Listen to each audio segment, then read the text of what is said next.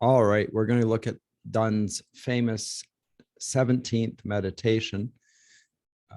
That's the next extract that is in the Blackwell or the Broadview Anthology of 17th Century Verse and Prose.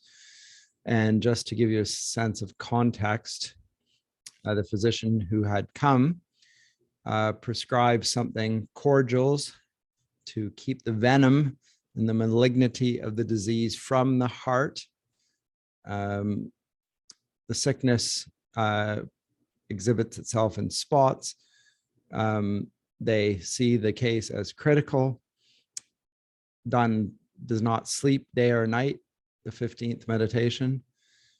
In the 16th, he hears the sound of bells from the church next door. And he says, I am daily remembered of my burial in the funerals of others. And now he hears this bell tolling softly for another. Says to me, thou must die.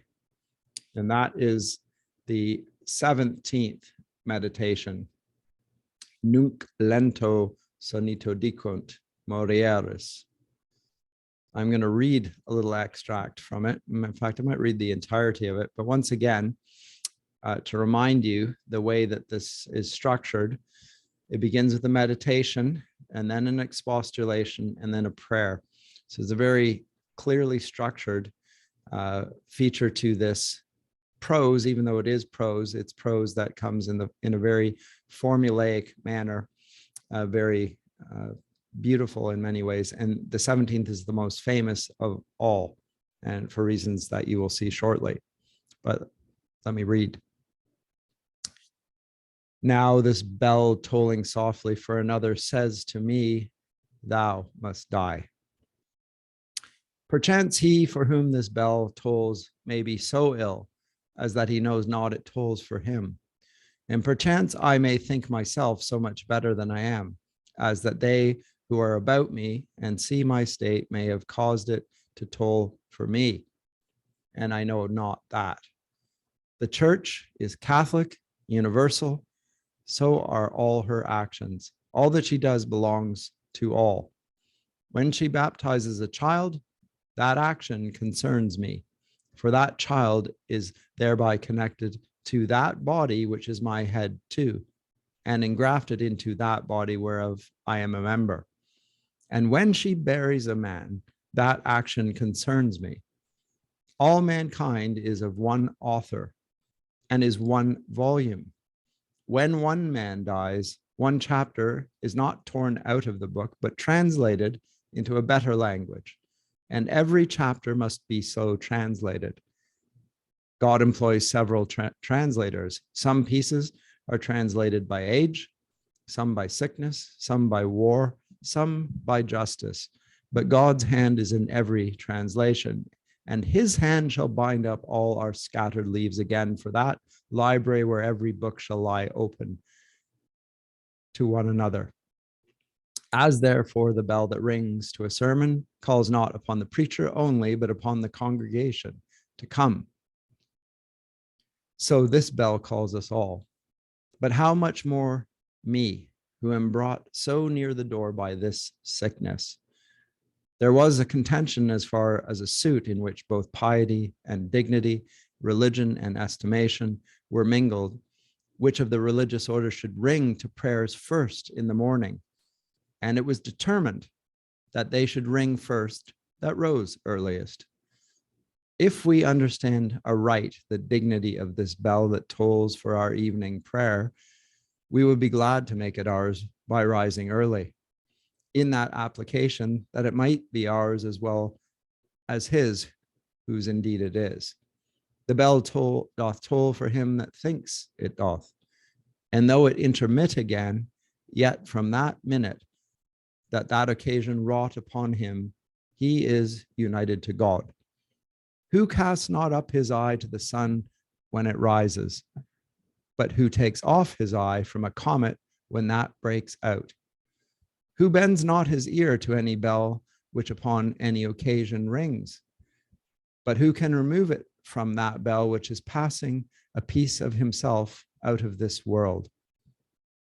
No man is an island entire of itself, Every man is a piece of the continent, a part of the main.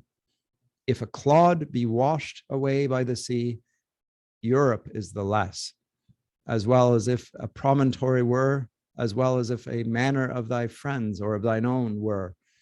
Any man's death diminishes me, because I am involved in mankind, and therefore never send to know for whom the bell tolls.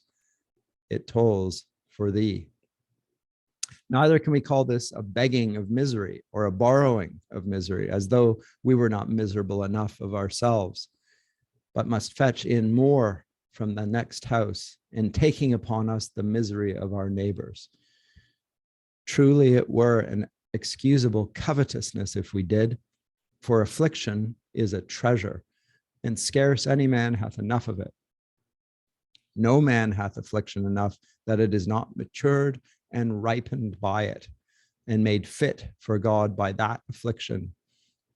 If a man carry treasure in bullion or in a wedge of gold, and have none coined into current money, his treasure will not defray him as he travels. Tribulation is treasure in the nature of it, but it is not current money in the use of it, except we get nearer and nearer our home, heaven, by it. Another man may be sick too, and sick to death, and this affliction may lie in his bowels as gold in a mine, and be of no use to him. But this bell that tells me of his affliction digs out and applies that gold to me. If by this consideration of another's danger I take mine own into contemplation, and so secure myself by making my recourse to my God, who is our only security. So this extraordinary meditation, which is justly famous, and the subject matter of the work of many other writers, including the great American author Ernest Hemingway, who wrote a novel by that name, For Whom the Bell Tolls, about a young American volunteer in the Spanish Civil War, in the same way that we will see other authors pick up the themes and the very language of foregoing authors. These words from Donne have passed into the treasury of the English language, even if only in smatterings and in phrases. But rightly, it should be read as an entire meditation, as I just did. And you can see the many ways in which the period, the structured parallelisms that lie within the classical use of prose amplify the ways in which we can understand not only the life of a man, but his death and what happens upon death. And let me remind you what I said at the outset when Donne introduced this work, that he sees his life in three phases. He mentions three births. One, which everyone understands, the natural, which he received when he came into the world, the supernatural one when he entered into the ministry, to use his phrase, and now a preternatural one in returning to life from this particular sickness, which he records here in this passage. So this is a preternatural life. It bears a resemblance to, in some sense, to both lives. The natural life that he's losing is affected by the supernatural life he comes by being part of the clergy, and the Christian reflections that he gives in what follows amplifies that. So the comparisons that he makes at the outset begin with the idea of baptism, and the fact that baptism is in many ways not just of a child, but as someone intimately connected to him, because he's a part of the body to which they have a common head, namely Christ. And likewise, in relation to death, when a man is buried, because mankind has one author, and he uses the concept of authorship here, which is rather interesting. He says that a chapter is not torn out of the book, as we would understand purely on the natural plane. Rather, it is translated and into a better language at that.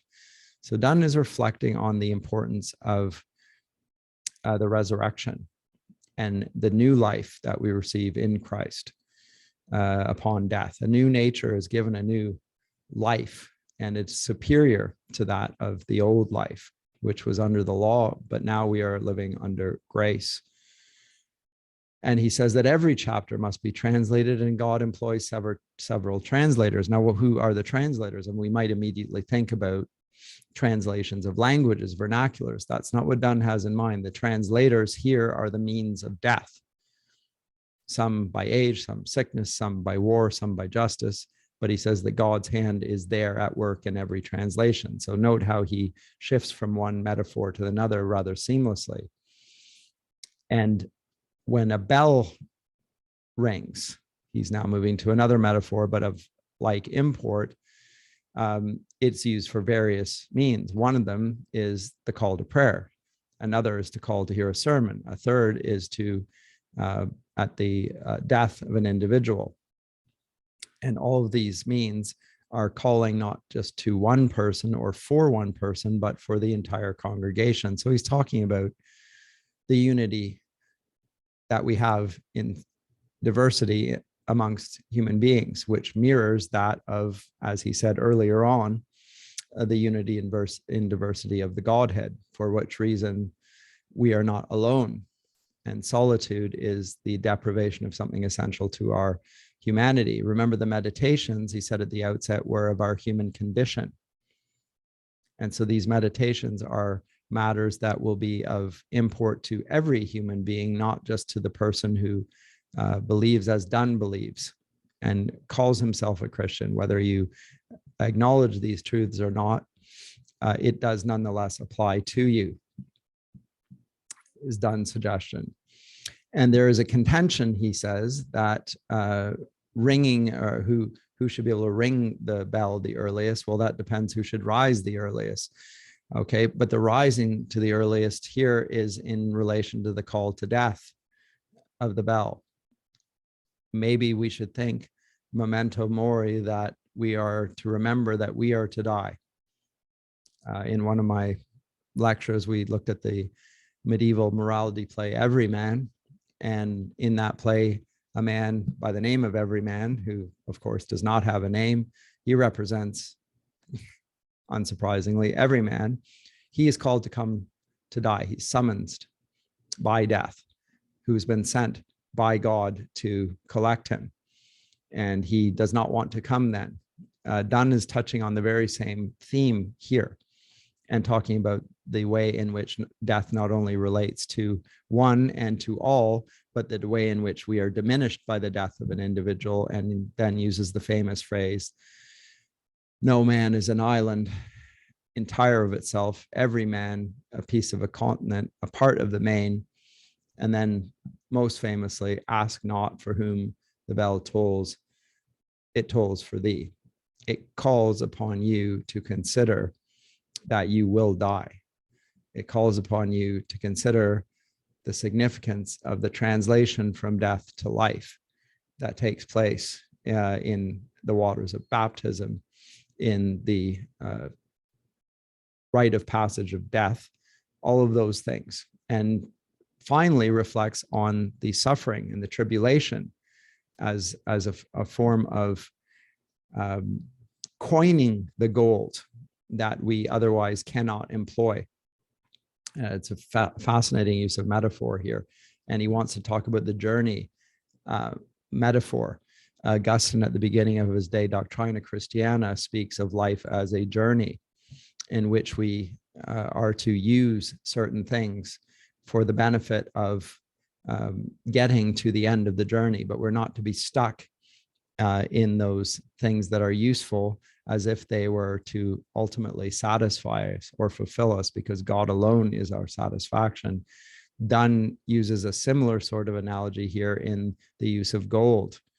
We can have as much suffering as we want, but if we don't coin it, we can't use it. So it needs to, the suffering which everyone experiences, he suggests, is of no use to them unless they understand it and apply it in the light of the life that is to come. And so suffering has a purpose and a meaning.